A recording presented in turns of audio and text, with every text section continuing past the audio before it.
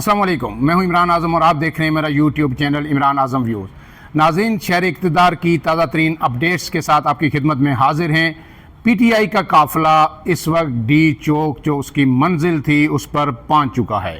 ये बड़ी खबर हम आपको दे रहे हैं कि PTI का काफ़िला जो 24 नवंबर को पेशावर समेत मुल्क भर से चला था, वो काफ़िला रात गए 26 नंबर चुंगी यानी इस्लामाबाद का जो इंट्रेंस है वहाँ पे पहुँचा। और उसके बाद हमने आपसे ये कहा था कि आज रात या कल सुबह ये काफ़िला हर सूरत इस्लामाबाद में दाखिल हो जाएगा और जो रियासती मशीनरी है, जो पुलिस है, रेंजर्स है, FC है, उसके लिए इन्हें रोकना नामुमकिन होगा। वही हुआ जो पहले दिन से हम प्रेडिक्ट कर रहे थे कि रियासत को बात करनी चाहिए, रियासत को इंगेज करना चाहिए। ताकत के इस्तेमाल से इस काफ़िले को, इस एहतजाज को रोका नहीं जा सकता और वही हुआ। आज रुकावटें हटती गई, पुलिस भी आगे से हट गई, रेंजर्स भी हट गई। शेलिंग के वाक़यात तो G9, G10, G11 मुख्तलिफ मकामात पर हुए। पुलिस ने रोकने की कोशिश की लेकिन सख्त मज़ामत के आगे बिलाखिर जो सिक्योरिटी फोर्सेस हैं उन्होंने हथियार डाल दिए। जब सूरत हाल काबू से बाहर हुई तो हुकूमत ने सेक्शन 245 जो आइन की है उसको आर्टिकल को इस्तेमाल करते हुए इस्लामाबाद में फ़ौज भी तलब की। लेकिन अब फ़ौज की ज़िम्मेदारी सिर्फ जो हसास मकामात हैं, जो अहम तनसीबात हैं डी चौक के अंदर, वहाँ उन तक उन्हें मुतय्यन कर दिया गया है। और बस अब उससे आगे फ़ौज ना किसी को रोकेगी, ना फ़ौज किसी पे गोली चलाएगी। ये हम पहले भी आपसे कह चुके थे। अब ये हुआ कि मज़ामत का मुकाबला करते हुए, रुकावटें अबूर करते हुए PTI का काफ़िला बुशा बीबी और अली अमीन गंडापुर की क़ियादत में डी चौक में पहुंच चुका है। हर तरफ इस वक्त PTI के कारकुनान हैं और डी चौक से जो एक्सप्रेस चौक है बेसिकली, उससे आगे डी चौक है, परेड ग्राउंड है और उससे आगे फिर डी चौक शुरू होता है। तो ये कारकुनान ना सिर्फ जहाँ पे कंटेनर्स लगा के बंद किया गया था कि यहाँ से अगर आ भी जाते हैं तो इससे आगे जाने नहीं दिया जाएगा PTI के कारकुनान को, मुजाहिरीन को, वो रेड लाइन भी वो अबूर कर चुके हैं। वो अब पार्लियामेंट के बिल्कुल सामने भी पहुँच चुके हैं।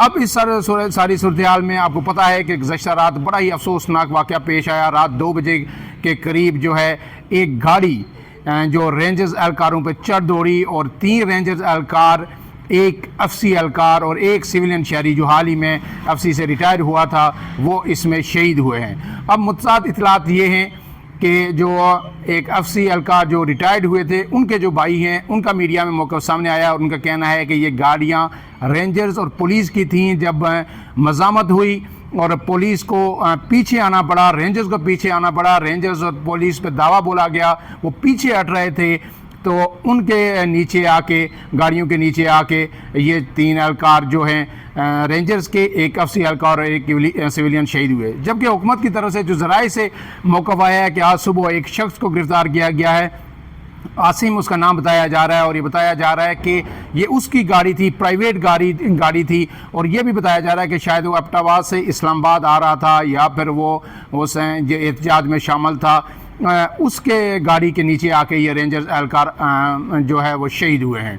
अब इसके बाद जो है पुलिस की तरफ से अहकामात भी जारी किए गए कि अगर कोई भी शर्बसंद, जिनको PTI कारकुनान को कह रहे हैं, जो इसमें शर्बसंद लोग भी हैं जो शर्बसंदी फैला रहे हैं और रियासती अमलाक को नुकसान पहुंचा रहे हैं, जलाओ गिराव कर रहे हैं और पुलिस एहलकारों को, सिक्योरिटी एहलकारों को शहीद कर रहे हैं, उन पर तशद्दुद कर रहे हैं, उनको देखते ही गोली मारने का भी हुक्म दे दिया गया है।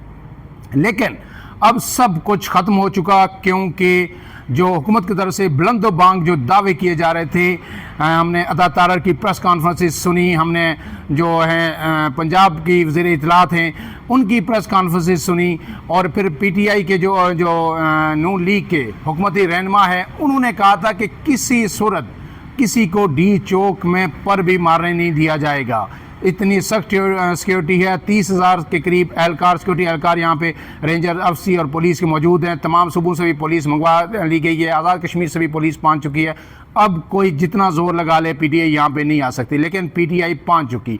पहला जो हदफ था PTI का वो उन्होंने कामयाबी के साथ मुकम्मल कर लिया गया। लेकिन इसके साथ कई अहम डेवलपमेंट्स हुई हैं, उन पे आपके साथ बात करेंगे। कि रात गए जब हमने आपको बताया था कि अहम मुज़ाकरात हो रहे हैं हुकूमत और PTI के दरमियान, असद के सर शबली फराज और दीगर रहनुमा उसमें शामिल हैं और दूसरी तरफ से स्पीकर अयाज सादक भी शामिल थे, वज़ीर दाखिला मोहसिन नकवी भी उन मुज़ाकरात में मौजूद थे और राना सनाउल्लाह भी मौजूद थे। लेकिन उसके बाद क्या हुआ कि रात एक मरतबा फिर अडयाला जेल के दरवाजे रात खुल गए और बैरिस्टर गौड जो पीटीआई के इस वक्त चेयरमैन हैं वो पैगाम लेकर गए और वो पैगाम यही था कि आपको एक महफूज मकाम दे दिया जाता है धरने के लिए, एहतजाज के लिए। वो पेशावर मोड़ भी हो सकता है, वो परेड ग्राउंड भी हो सकता है, वो अफनाइन पार्क भी हो सकता है। लेकिन जब वो ये लेके गए तजवीज़ तो उसके बाद ये ख़बरें सामने आईं कि जी इमरान खान ने तो इससे इत्तफाक किया है। लेकिन जब बुशरा बीबी से बात हुई तो उन्होंने साफ इनकार कर दिया। उन्होंने ये कहा है कि हम हर सूरत डी चौक पहुँचेंगे, हमारी मंजिल डी चौक है। उसके बाद मोहसिन नकवी का रात गए मीडिया से गुफ्तगू करते हुए उनने एक बात की और बड़ी ही वो तशवीशनाक भी थी और उसके बिटवीन द लाइन्स उन्होंने बहुत सारे इशारे भी दिए। उन्होंने ये कहा है कि शायद अब पीटीआई के अंदर बानी पीटीआई इमरान खान से भी ऊपर वाली कोई क़यादत आ गई है जिसने इमरान खान के अहकामात को भी रद्द कर दिया है। ये उनका मौक़िफ़ है। हो सकता है इसमें झूठ हो, मुबालगा आराई हो और वो पीटीआई कारकुनान को डिस्ट्रैक्ट करने की कोशिश कर रहे हों। लेकिन दूसरी तरफ से ये मुसलसल कई अतराफ से ये ख़बरें आ रही हैं कि ये शो अब वन मैन शो है और वो जिसको लीड कर रही हैं अली अमीन गंडापुर कहीं गायब हैं। ना वो मुज़ाकरात की बात कर रहे हैं, ना वो एहतजाज की बात कर रहे हैं। अब सिर्फ स्क्रीन पे बुशरा बीबी हैं और बुशरा बीबी ही इस सब को लीड कर रही हैं। इसमें यह भी कहा है, ये क्वेश्चन भी सामने आ रहे हैं, ये सवालात उठ रहे हैं कि क्या बुशरा बीबी को सियासत में बाकायदा लॉन्च कर दिया गया है।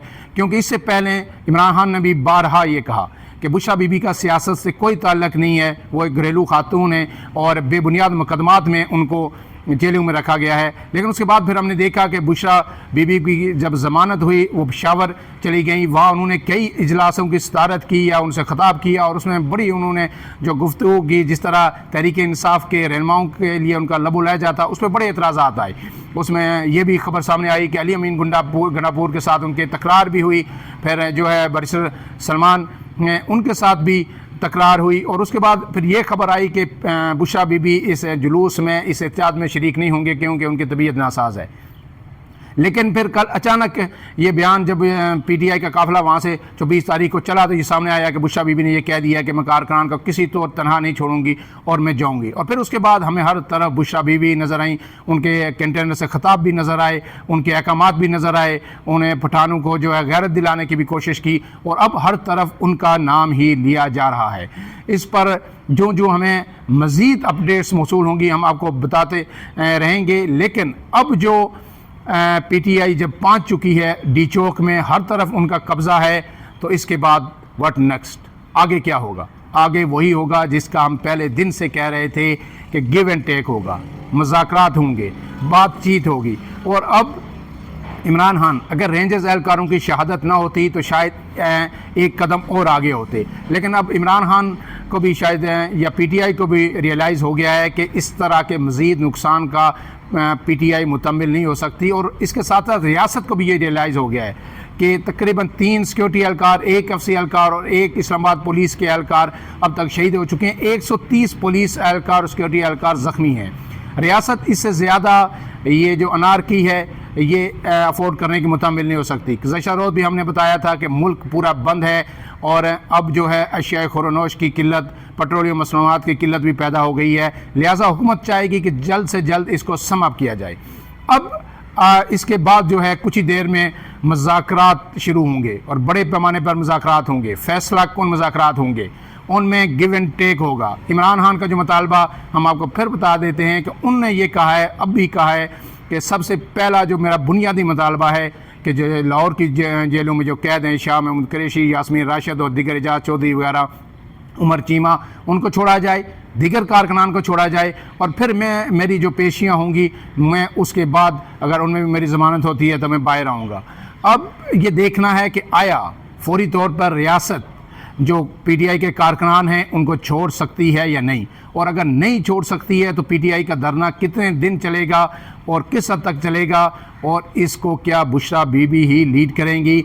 और ये सवाल इस पर हम मुस्तकबिल में बात करेंगे कि बुशरा बीबी क्या इसके बाद सियासत में पूरी तरह मुतर्रिक होंगी, और मुतर्रिक नहीं भी होंगी तो पसे पर्दा वो अब कितनी मजबूत, कितनी ताकतवर होकर सामने आएंगी और पीटीआई के फैसलों पर किस हद तक असरअंदाज होंगी।